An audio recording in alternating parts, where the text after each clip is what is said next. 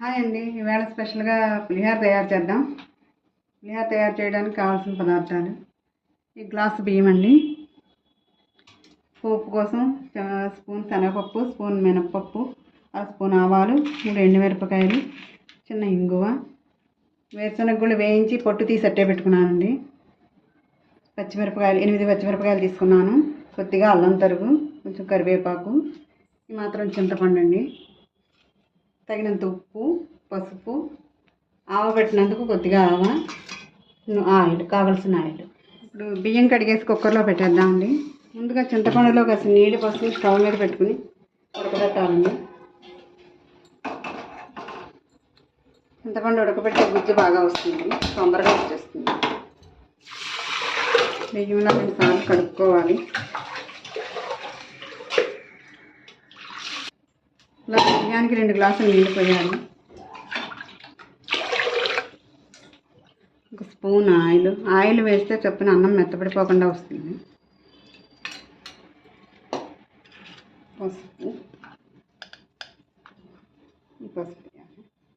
పెట్టేసి కుక్కర్లో కూడా 2 గ్లాసులు నీళ్ళు పోసుకోవాలి.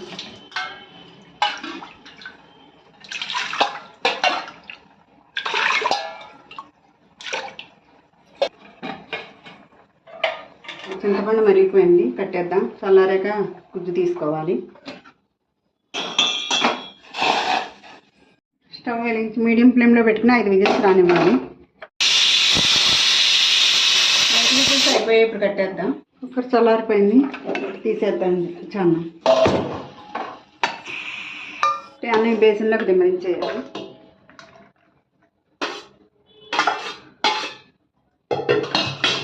ఇందులో కొంచెం పచ్చి కరివేపాకు వేస్తే వాసన అన్నం అంతా పెట్టి బాగుంటుంది. 2 పచ్చిమిరపకాయలు, ఆయిల్ కూడా వేయాలి. ఇందులో 2 స్పూన్ల ఆయిల్ వేయాలి. ఇప్పుడు పోపు పెట్టేద్దాం.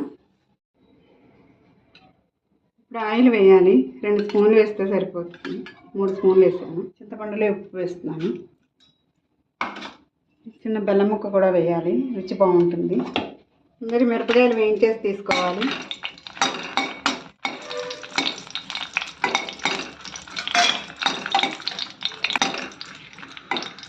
మిరపకాయలు వేగిపోయేప్పుడు తీసేద్దాం.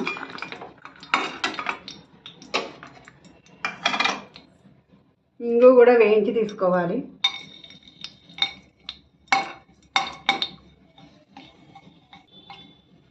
ఇంగు వేగిపోయింది, ఇప్పుడు తీసేయాలి. పచ్చిమిరపకాయలు, అల్లం,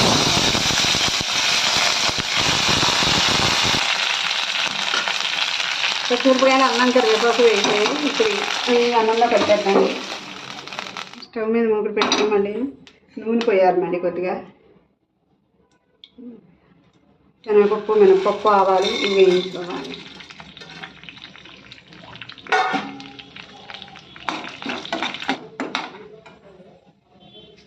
ఇప్పుడు వేరుశనగలు వేయాలి. ఇవి ఒకసారి వేయించుకున్నవే కనుక లాస్ట్లో వేయాలి.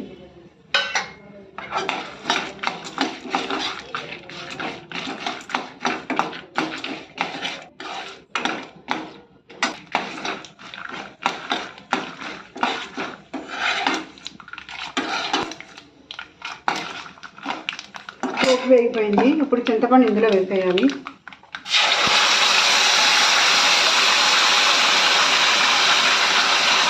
చింతపండు ఇందులో వేయడం వల్ల పోపు గట్టిగా ఉండకుండా ఉంటుంది. చింతపండు వేసిన తర్వాత 5-6 నిమిషాల సేపు ఇలా ఉడకబెట్టాలి. పోపు మెత్తపడుతుందని ఇందులో వేయాలి. చింతపండు ఉడికిపోయింది. ఇలా ఆయిల్ పైకి వచ్చిన తర్వాత దింపేయాలి. ఇప్పుడు ఇది అన్నంలో వేసేయాలి. ఇలాగా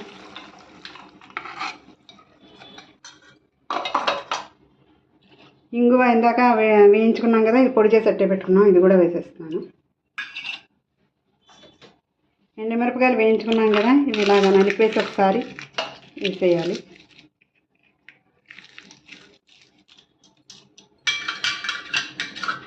బాగా కలిసేలా కలపాలంటాను.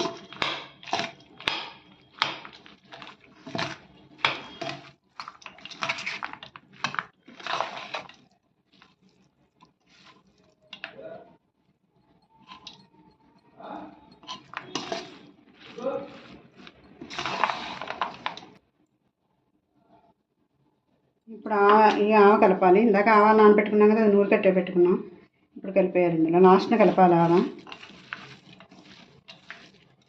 పులిహోరని గరిటతో కంటే చేతితో కలిపితేనే బాగుంటుంది. అంతా బాగా ఈవెన్గా కలుస్తుంది.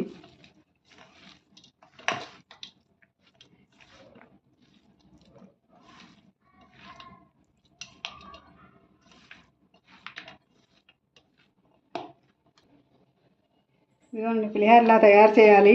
ఇలా చేస్తే చాలా రుచిగా ఉంటుంది, చాలా అద్భుతంగా ఉంటుంది. అందరూ ఇష్టంగా తింటారు. మరిన్ని వీడియోల కోసం మా ఛానల్ సబ్స్క్రైబ్ చేసుకోండి, లైక్ చేయండి, షేర్ చేయండి. Thank you.